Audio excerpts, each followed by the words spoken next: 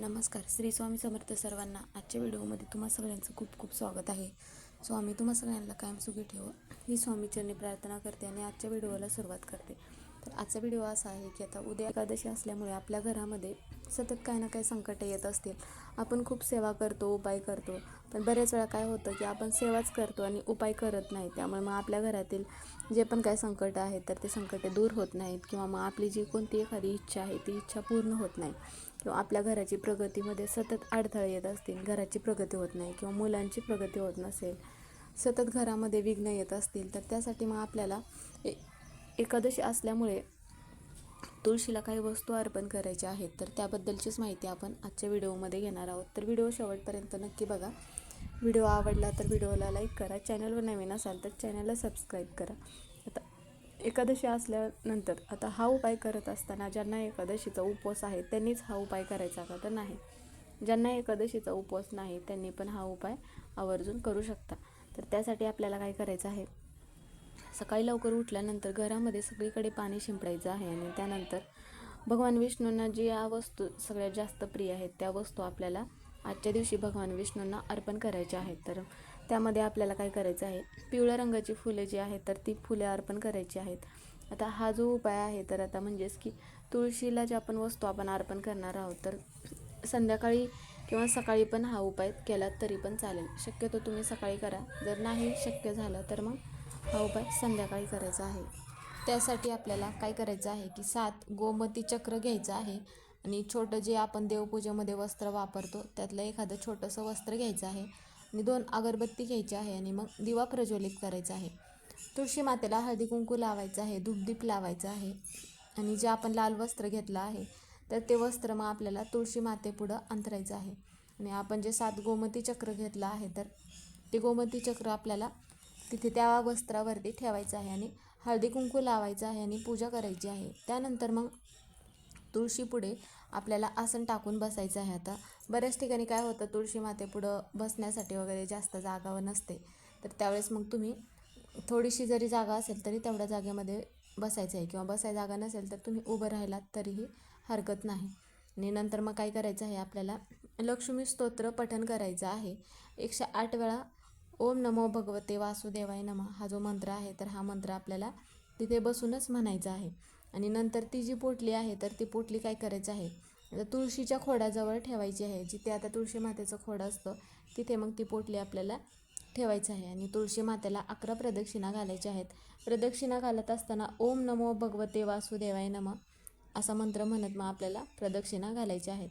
आणि नंतर काय करायचं आहे की आपल्या घरातील ज्या पण काय अडचणी आहेत, ज्या पण काय समस्या आहेत तर तुळशी मातेला सांगायचं आहे आणि प्रार्थना करायची आहे. आता घरामध्ये मुलांची प्रगती होत नाही किंवा मुलांचे विवाह जुळून येत नसतील किंवा घराची प्रगती होत नाही किंवा सतत घरामध्ये एखादं काही ना काही संकट येत असेल, जे पण काय असेल तर ते सांगायचं आहे आणि त्या ज्या अडचणी आहेत दूर होण्यासाठी प्रार्थना करायचं आहे. नंतर मग आपल्याला 21 दिवस ती जी पोटली आपण बनवली आहे तर ती पोटली आपल्याला तिथेच ठेवायची आहे आणि दररोज तुळशी मातेला जे आपण जल अर्पण करत असतो तर पूजा करत असतो तर सलग आपल्याला 21 दिवस त्या पोटलीचीही आपल्याला पूजा करायची आहे. आता ज्या दिवशी आपण पहिला दिवस आपण त्या दिवशी पूजा वगैरे केली, पोटली बनवली, तिथून पुढं आपल्याला 21 दिवस त्या पोटलीची पण पूजा करायची आहे. आणि नंतर मग 22व्या दिवशी ती जी पोटली आहे तर ती तिथून उचलायची आहे आणि एखाद्या वाहत्या पाण्यामध्ये विसर्जित करायचं आहे. आता 21 दिवस जरी आपल्याला हा उपाय करणं शक्य झालं नाही तर मग आपण जर 1 दिवस जरी केला तरी पण चालेल.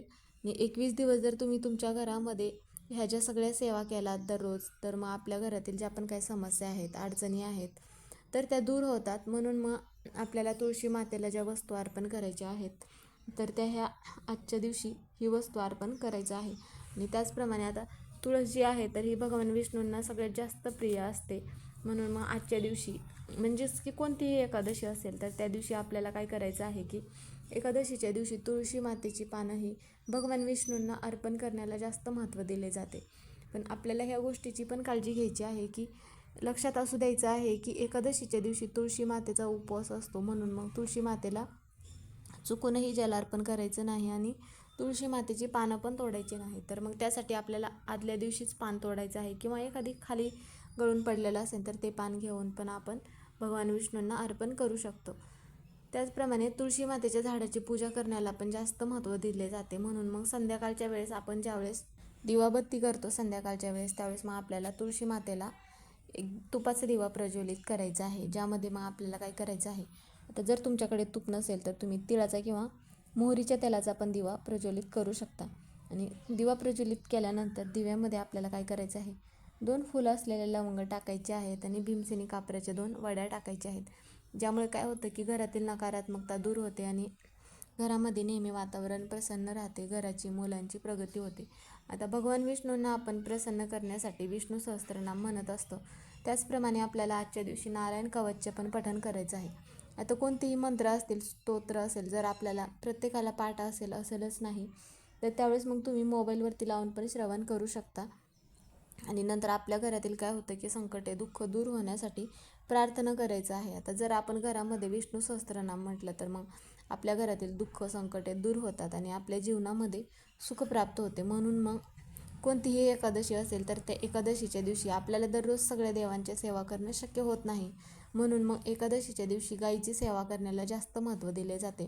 कारण की गायीची आपण सेवा केल्याने श्रीहरी विष्णू प्रसन्न होतात. त्यामुळे मग आजच्या दिवशी गायीला आपल्याला हिरवा चारा किंवा चपाती, केळी जे पण काय तुम्हाला शक्य होत असेल तर ते आजच्या दिवशी खाऊ घालायचं आहे. यामुळे घरातील आपल्या दारिद्र्य नष्ट होते आणि सगळ्या देवी देवतांचा आशीर्वाद आपल्याला मिळतो. कारण की गायीमध्ये 33 कोटी देवी देवतांचा वास असतो असे म्हटले जाते. म्हणून मग आपल्याला आजच्या दिवशी गायीची पूजा आवर्जून करायची आहे. आणि मग त्याचप्रमाणे दान करण्याला पण जास्त महत्त्व दिले जाते. म्हणून मग आजच्या दिवशी तुम्ही एखाद्या गरजू व्यक्तींना धान्य दान करू शकता किंवा नवीन कपडे दान करू शकता किंवा एखादं फळ वगैरे किंवा गूळ, तुम्हाला जे शक्य होत असेल आजच्या दिवशी आवर्जून दान करायचं आहे. त्याचप्रमाणे बेसनाचे लाडू किंवा केशर, खीर किंवा पिवळ्या रंगाची फळे, पिवळी मिठाई, ह्या ज्या सगळ्या वस्तू आहेत, जे जर तुम्हाला एखाद्या व्यक्तीला दान करणं शक्य होत नसेल तर तुम्ही मग काय करायचं आहे, ह्या सगळ्या वस्तू ज्या आहेत मिठाई वगैरे, तर भगवान विष्णूंना तुम्ही अर्पण करू शकता. यामुळे आपल्या घरामध्ये सुख शांती लाभते आणि आपल्या घरामध्ये कोणत्याच गोष्टींची कमतरता भासत नाही. तर मग हा उपाय करत असताना आता ज्या महिलांना एकादशीचा उपवास आहे त्यांनीच हा उपाय करायचा का, तर नाही, हा उपाय कोणीही करू शकतं. फक्त महिलांना जर मासिक धर्म असेल तर त्यावेळेस हा उपाय करता येणार नाही. आणि घरामध्ये जर सुतक वगैरे असेल तर मग हा उपाय घरातील कोणत्याही व्यक्तीला करता येणार नाही. त्यावेळेस पुढील महिन्यामध्ये जी कोणती एकादशी येईल त्यावेळेस तुम्ही हा उपाय आवर्जून करू शकता. तर आजच्या व्हिडिओतून एवढीच माहिती सांगायची होती. व्हिडिओ कसा वाटला कमेंट करून नक्की सांगा. कमेंटमध्ये श्री स्वामी समर्थ किंवा ओम नमो भगवते वासुदेवाय नमः हे लिहायला विसरू नका. व्हिडिओ पूर्ण बघितल्याबद्दल धन्यवाद.